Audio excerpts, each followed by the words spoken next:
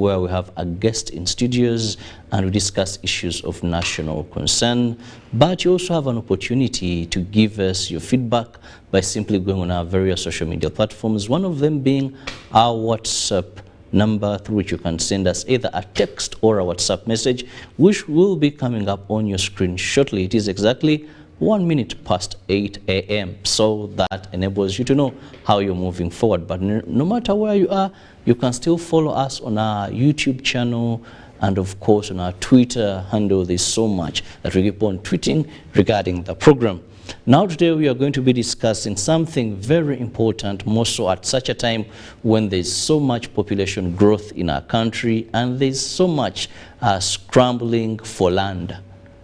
Many of these areas now human beings are inhabiting them, yet previously they were not, or they were not yet gazetted for wildlife protection, and that is wildlife and human conflict, where we see the struggle for land, the struggle for habitation. People believed to be encroaching, or animals encroaching. At the end of the day, either lives are lost of human beings or lives are lost of our various animal population, of which we fear that some could be extinct and you reach a time when they can never be seen anywhere in Uganda. Now, joining me on set this morning to discuss this is Vanis Mdawa, who happens to be the Manager Awareness and Human Wildlife Coexistence at the Uganda Wildlife Authority. And it is a pleasure because we know there's so much that we need to know regarding what they're doing and also create awareness of how we can coexist, the wildlife and us, the human beings. You're most welcome, Dawa. Thank you, Robert. I'm happy to be here, and good morning, Uganda.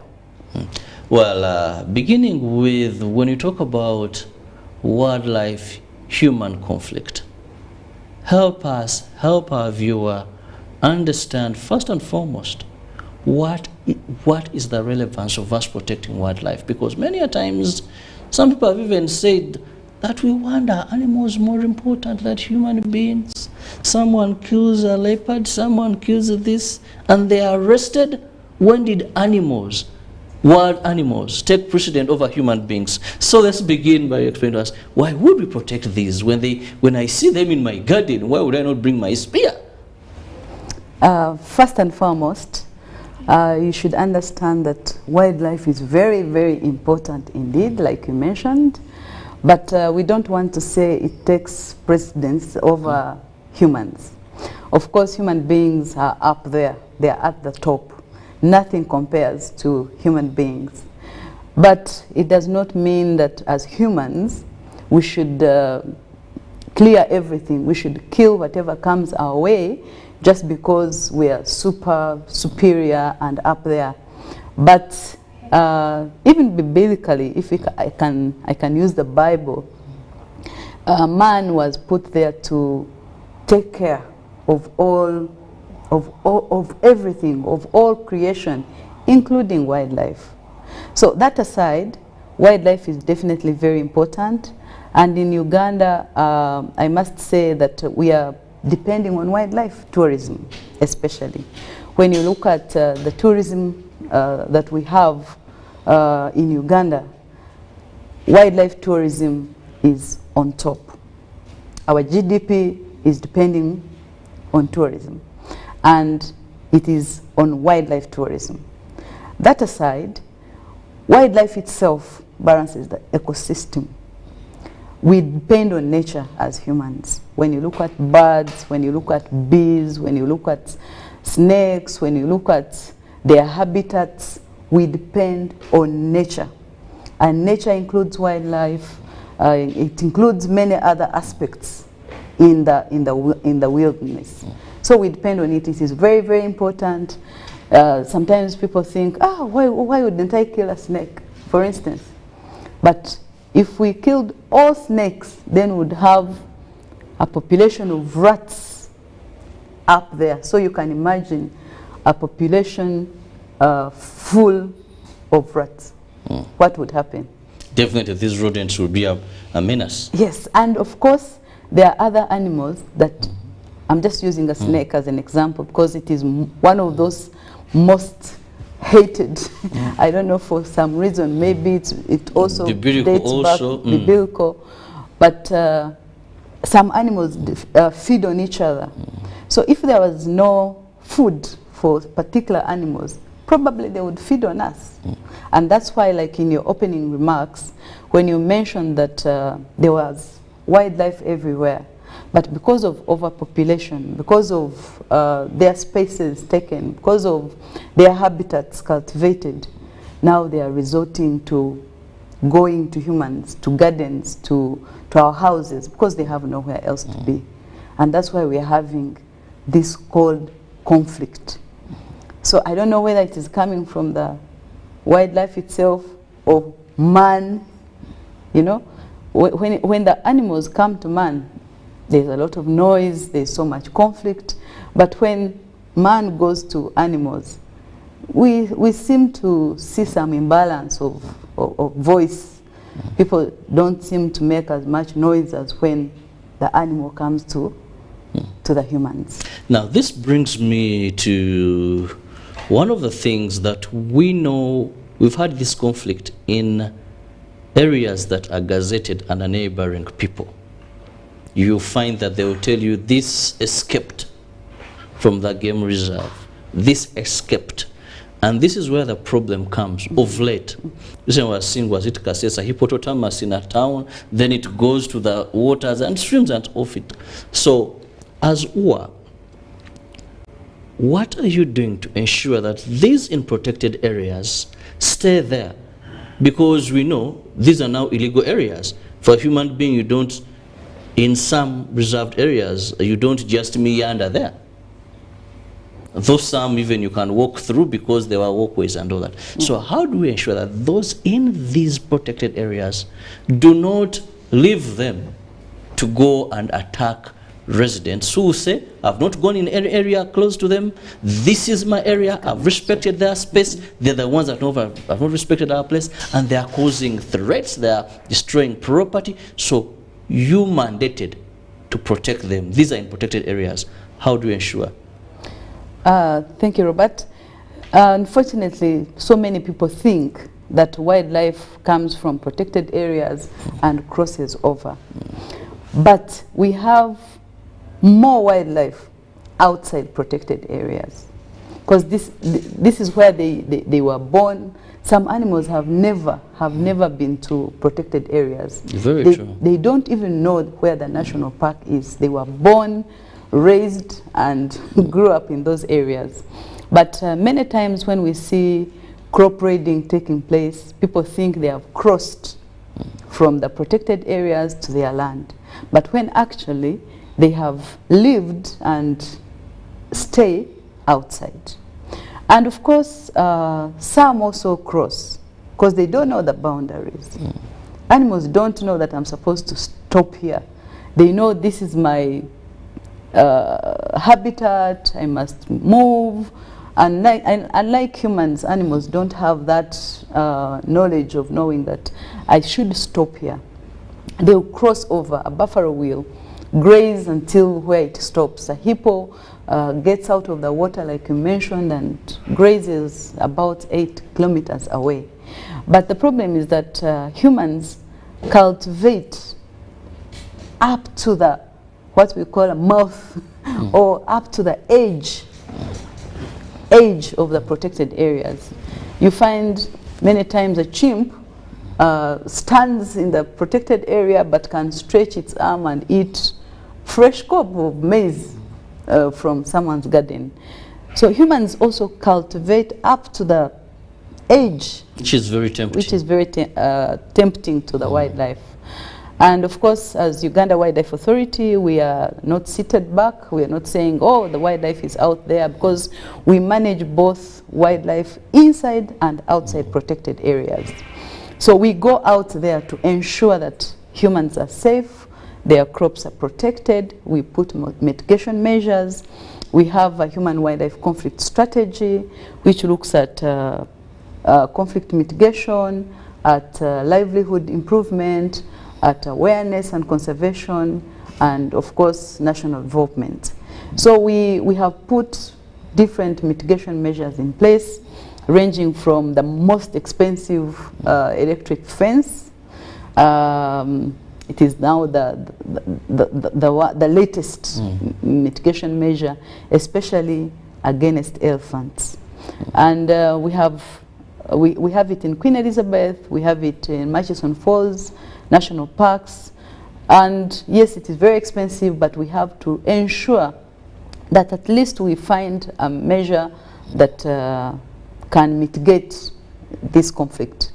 And many other cocktail of sorts. We do trenches, we give communities beehives to stop elephants. Why I'm saying elephants, they cause the most damage compared to the rest of the wildlife. And of course we do scare shoot. Many times we go out there, load our guns and shoot these animals away. We use bangers, we train scouts on how to chase these animals away, and also raise awareness, especially to ensure that man knows how to coexist by planting unpalatable crops that are not inviting to wildlife, practice methods that are not tempting to wildlife, stop poaching, and many other aspects of mitigation measures that we have put in place as Uganda Wildlife Authority. That was said. It also takes me back to the communities, since you're the person that deals with coexistence. One of the issues that has been raised by communities also happens to be they don't see how they stand to benefit economically. Person will tell you that place they gazetted was once our ancestral grounds. We would bury, our parents were staying there, but we see whites come in, look at these animals, and we hear they pay lots of money. But as the community is, and fun enough, when you go to some of these areas, when you look at the communities where you pass through to go to these protected areas to look at these animals, they're in absolute poverty. So there is always that question, tufuniramuwa. It's a saying, you know, if we have these within our communities, some tell you we are told there is a percentage that has to come back and then work on, but where is this money? So if you're asking, please sound the drums for us, that we cannot continue telling our children, don't fetch firewood where we used to get firewood, don't hurt that animal, then it is for the Muzungu, for the people from Kampala, and we are told they pay, and we really don't benefit so much. How are you addressing this? How are you sounding drums of benefit? Here there's a percentage, but it seems maybe something somewhere. You know, humans, we are selfish in nature, naturally. We want something that goes to your pocket directly. It doesn't matter whether tourism funds worked on the road you're using, you don't want to see that. It doesn't matter if tourism funds built a health center or hospital. It doesn't matter many times when some economic development is there, but you want something in your pocket. And of course, we know that as an institution, as government. So we share revenue with these communities. 20% of our total collections goes to the communities. They come up with projects themselves, and of course it's a law. We give it to local government. It's a conditional grant. So they come up with projects of their choice, and we fund them. And like you mentioned, some people want to access resources right in the protected areas, and we allow that. We have memorandum of understanding with communities. They access firewood, they access grass, they access medicinal plants, they access their ancestral grounds, many other resources that they need from the park. So when they say that they are not benefiting much, they are telling you they want something direct in their hands to put in their pocket. But when you quantify all the economic benefit, it is so much. It is so much. Dawa, help us understand. Maybe you can give us selected particular area and maybe tell us that maybe for the last 2 years we've given this, or this year this is what we collected and this is that 20%, that our viewers really don't see this as we just, but there's some conclusive evidence to back up what you're saying.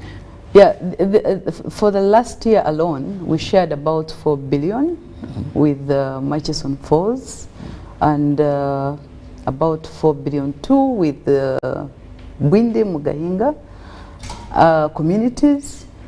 And of course, like I mentioned, it all depends on the tourism that the number of tourists that we receive in the country. We were affected by COVID, like you know, and the tourism revenue was somehow low. But as more tourists come, as more visitation increases, we collect more money, we share more revenue with the communities. And I also want to mention other benefits to communities in terms of utilization. In the Wildlife Act, we have classes of wildlife like sport hunting, ranching, farming, trading, tourism, and recreation. All these are at the exposure of communities. They can easily utilize wildlife. If we can give you a permit, you go hunting. Of course, if you have a license. Now you're going for the rich, not the your communities I see around. You can do farming. You can do farming. Oh, in these protected areas? Outside protected areas. Okay. We give you a license to do farming. You can have a farm of crocodiles, a farm of snakes, a farm of different species that are acceptable. So there's so much to do with wildlife at an individual level and at the population level.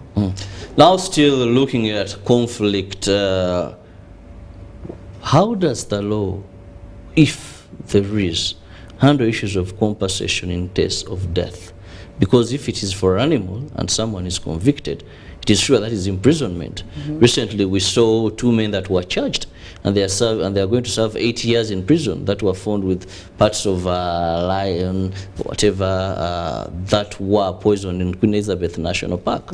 And I saw very excited. We thank them. I just wait, we thank the judge, we've secured a conviction, this is going to be deterrent. I said, good.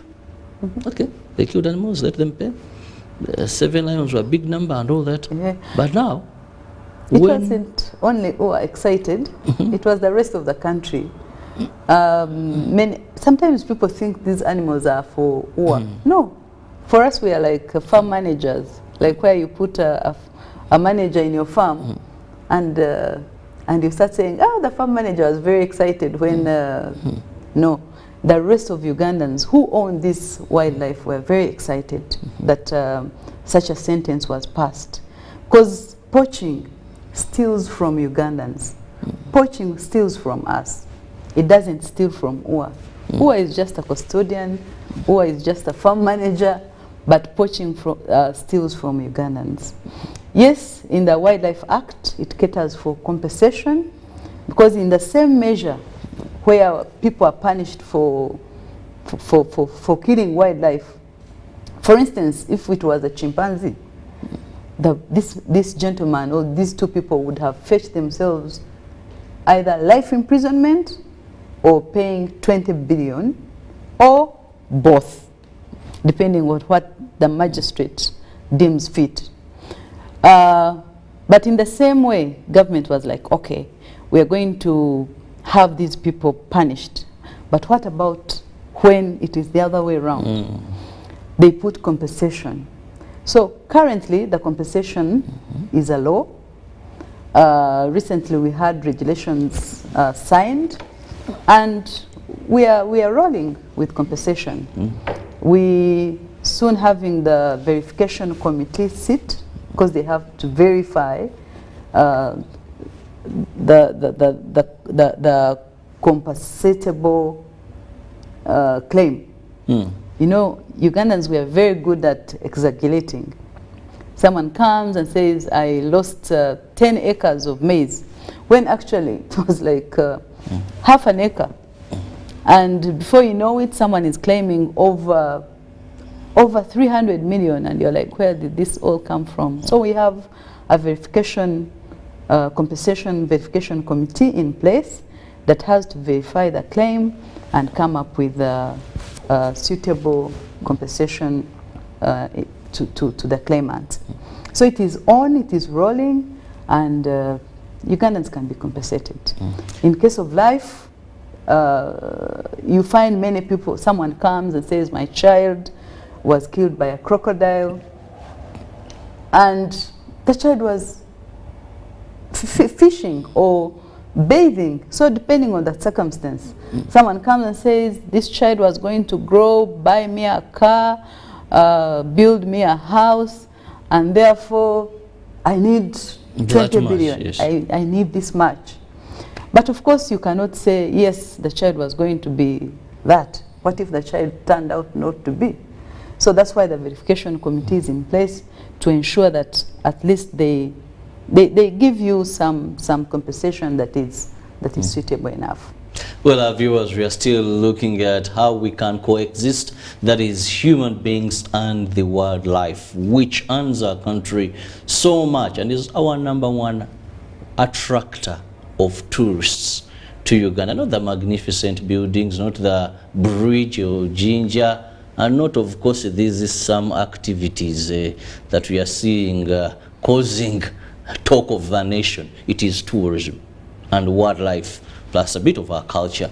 Dawa, also let's understand, you talked about wildlife not in protected areas. Someone has their forest, it has been there for a long time. Then suddenly a kob or an antelope or a buffalo, something eatable, wildlife. History has it. It's within there. So maybe organizers and there's a group of hunters, they go get this animal. They share, even maybe give friends. Some people like game meat also enjoy. Then Uwa says that was an offense. In my private property, I don't know where it came from. I didn't attack this animal. Then communities find it hard, even when they know that some of their great parents were hunters. They would kill what God has given us and eat and survive and move on, see the light of day. So it is your mandate that you have to protect those in protected and outside protected areas. But how do we transform this mindset? Because I've seen many people who are hunters, mostly in Central region, and to them hunting is normal. It can only be illegal when you go to protected areas. It is not true that it can only be illegal when you go to protected areas. Whether in protected areas or outside, like I mentioned, the law protects all wildlife, including that outside protected areas. So even that one on your land is protected by the law. And our duty as Uganda Wildlife Authority is to make sure that the law is working. So it doesn't become my animal because it is in... Yeah, it doesn't become your animal just because it is on your land. It is still belongs to government. So the law will catch up with you, and our duty now is to ensure that you understand that the law is there and the animal is protected. That's why we say, if you want to hunt, come and talk to us. We give you the guidelines on how best to hunt this animal, because it becomes poaching, not hunting. Because hunting has guidelines, but when you take it upon yourself and you go and kill this animal, probably you have killed a female, you have killed a young one, and yet in our hunting guidelines, we don't hunt a female, we don't hunt a young one, we don't hunt a juvenile, we go for male and old, and for purposes of trophy hunting. And what is So that if trophy it's a hunting? buffalo, for instance, its horns is what you're going to get proud of and hang somewhere and know that you shot a buffalo and use that trophy, or the horn itself, the horn, the sets of horn. But many times poachers will not discriminate. They will go for a young one, they will go for a pregnant one, and in the process, of course, they will finish the population, because it is it is not, what do they call it? It is not discriminative. But the other hunting, which is monitored, which is supervised, which has guidelines, if you go for a zebra because you want a good skin, you must identify a male.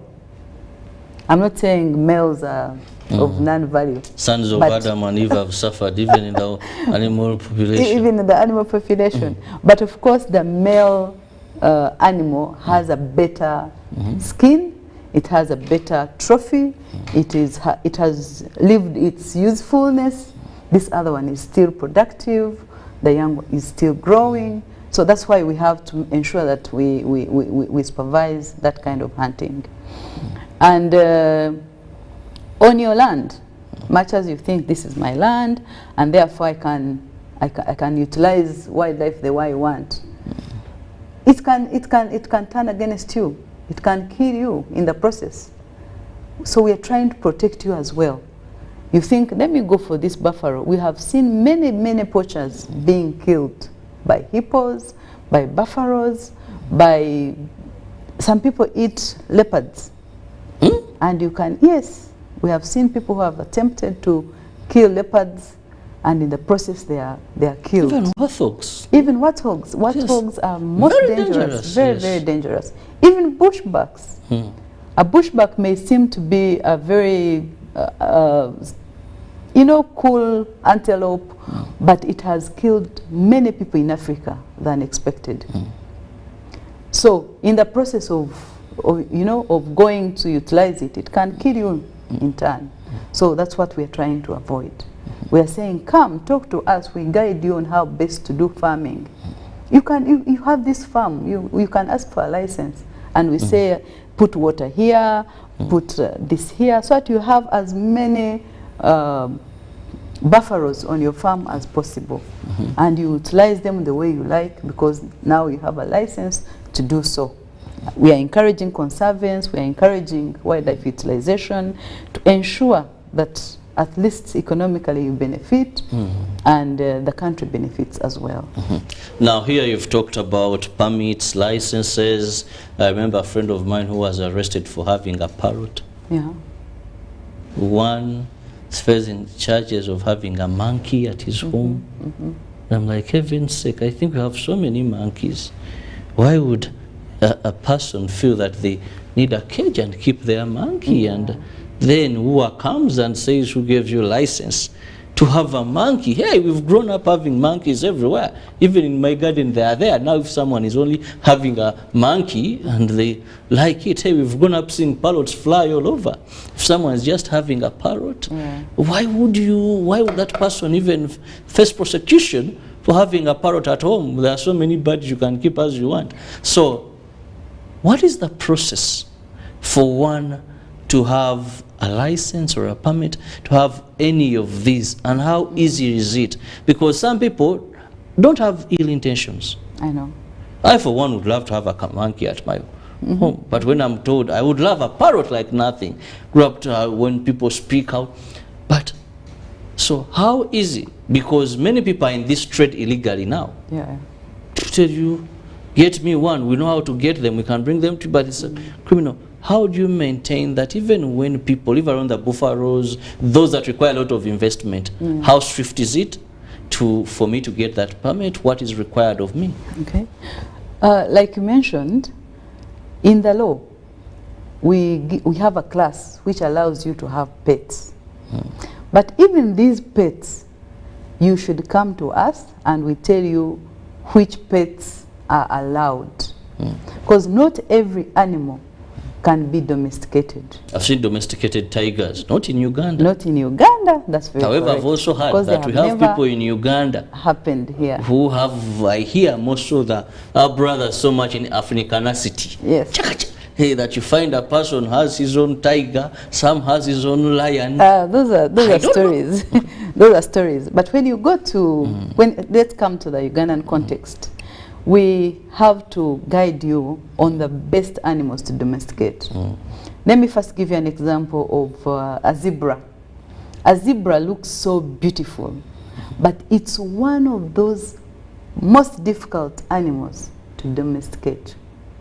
If you attempt to do so, it can even commit suicide. It cannot allow to be domesticated.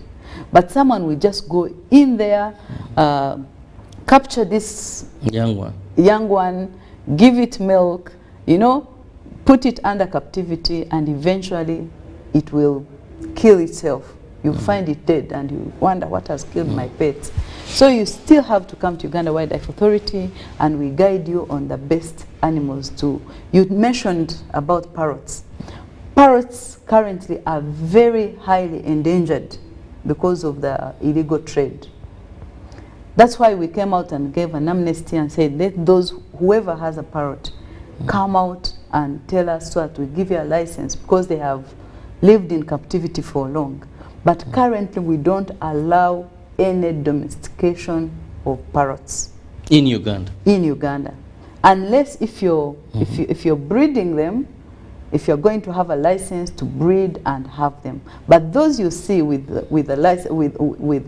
cages of sort of rich people, either they are doing it illegally or they have a license following that amnesty that we gave, because we don't. When was the amnesty? This was 2005. I think we gave it in 2005. Okay, so if one had it caged, they would come and report themselves, and report and say, I have had it for this long, and therefore I need a license to keep it. Because if it has been in captivity for long, it may not survive in the wild. Yes. You mentioned about monkeys. Monkeys are non-domesticated animals as well. You see, these are primates. Recently we had COVID, and they have a lot of viruses in them. And by nature or genetically, their makeup is close to humans. So if they caught these viruses, we would have a problem. That's why you saw us during COVID, we were protecting our chimps, our gorillas from humans as much as possible. Because we didn't want any virus that crosses from humans to these primates. Because by genetics, they are very close to humans. So if they happened to get any of the viruses, they can, it can crossbreed and becomes unmanageable. So we discourage domesticating monkeys or chimps or any primate as much as possible, because it is very dangerous, and some of the primates are endangered species, so we ensure that we don't allow captivity of these animals. So then what is left of us? What is left of you? To domesticate. Because I grew up seeing monkeys, I grew up seeing parrots in people's homes. Of course, some class, they would have these, and you know. So what is left? You can domesticate many other animals, like antelopes. They can be domesticated. Doves can be domesticated. Do I need permission for a dove and a pigeon? We can give you a permission. No, Dawa. Yes, you need permission. For me to have a pigeon, you need permission. For you to have a python, there are some people who love to pet pythons. Yeah, I remember I had an artist was called G-Snake. She used to move with a python. You need permission. For you to have guinea fowls, you have seen many people having guinea fowls. Yes. And they think it is very okay. No, you are supposed to have a license to have these guinea fowls. Face it to the camera. Tell Ugandans to better understand. Please, so, guinea fowl. Please, Ugandans. Pigeons, guinea fowls, parrots, all these birds and animals, you need a license to domesticate them. Should you not be having a license, it's as good as poaching or killing an elephant or killing a lion. The same sentence that this man who killed a lion got can easily catch up with you. So it is better to approach Uganda Wildlife Authority and get the guidelines on how best you can keep a guinea fowl, an ostrich, a crocodile. All those animals can be domesticated, but you must have a license. You must be permitted. Very interesting. Ignorance of the law is no excuse. So our viewer, I hope you do not fall culprit. I've gone to some markets here in Kampala where they sell chicken, and there's a section they're selling pigeons as low as 10,000, 15,000, 25,000. Well, Dawa, in the interest of time, let me have your parting shot. I must thank Ugandans, because out there we see people call us and report illegal possession. We see many people involved in illegal trafficking of wildlife, and we call upon all Ugandans to be alert, to be vigilant, not to allow anyone from stealing from Ugandans, because wildlife belongs to all of us, belongs to the nation, and nobody should use it selfishly. And those facing issues of human-wildlife conflict, call us. We have a standby response team that will come to your place and ensure that the wildlife disturbing you is controlled and the conflict minimized. I thank you so much. Well, thank you so much for your time. It has been really an interesting show, learning more about what UWA has for us to coexist with this wildlife. Well, I'll leave you with Ruben to take you through the world of sports, and I'll return later in Good Morning Uganda Extra.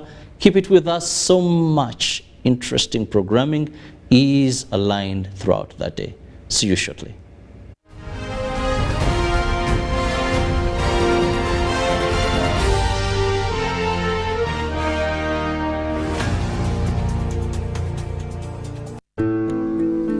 Every waking day is a reminder just how beautiful this, our land, truly is.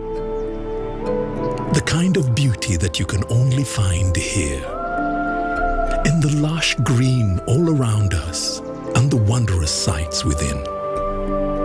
It's what you feel in the gentle caress of tropical wind from the mountaintops, and the glow in your heart from a warm neighborly invite.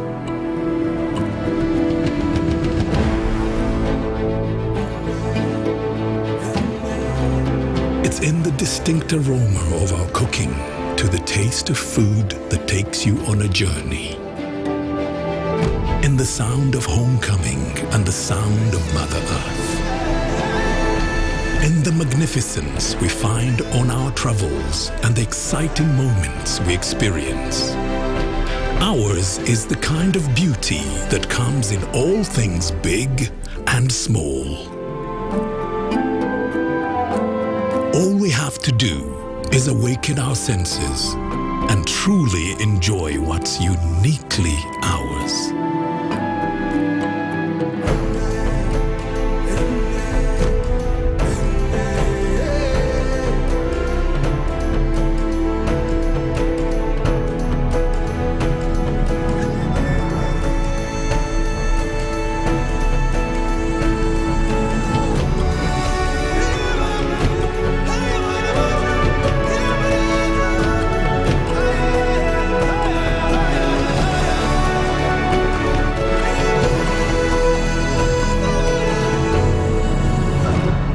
Explore Uganda, the pearl of Africa.